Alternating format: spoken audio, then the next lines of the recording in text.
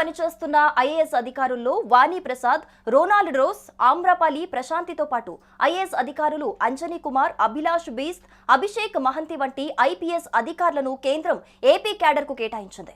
అటు ఏపీలో కొనసాగుతున్న అధికారులైన సృజన, శివశంకర్, హరికిరణ్ తో పాటు పలువురు ఐఏఎస్ అధికారులను తిరిగి తెలంగాణకు వెళ్లాలని డీఓపీటీ ఆదేశాలు జారీ చేసింది.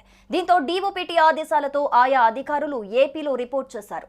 ఆ తర్వాత వారికి ఏపీ ప్రభుత్వం పలు శాఖల బాధ్యతలు అప్పగించింది. అయితే తనను తెలంగాణలోనే కొనసాగించాలని కేంద్ర పరిపాలనా ట్రైబ్యునల్ను ఆమ్రపాలి ఆశ్రయించారు. తెలంగాణలో కొనసాగించేలా మధ్యంతర ఉత్తర్వులు కోరారు. డీఓపీటీ ఉత్తర్వులు రద్దు చేయాలని కోరారు. న్యాయంగా తెలంగాణలోనే కొనసాగించాలని, కేంద్ర ప్రభుత్వానికి అందించిన సిఫార్సులను పరిగణలోకి తీసుకోవాలని విన్నవించారు. కేంద్ర సిబ్బంది శిక్షణ వ్యవహారాల శాఖ డీఓపీటీ జారీ చేసిన ఉత్తర్వుల మేరకు ఆమ్రపాలి దాదాపు 4 నెలల క్రితం ఆంధ్రప్రదేశ్ క్యాడర్కు వెళ్లారు. అయితే దీనిని సవాల్ చేస్తూ తనను తెలంగాణకు కేటాయించాలని కోరుతూ క్యాట్ను ఆశ్రయించారు. ఆమె పిటిషన్పై విచారణ జరిపిన క్యాట్ ఇరుపక్షాల వాదనలు వింది.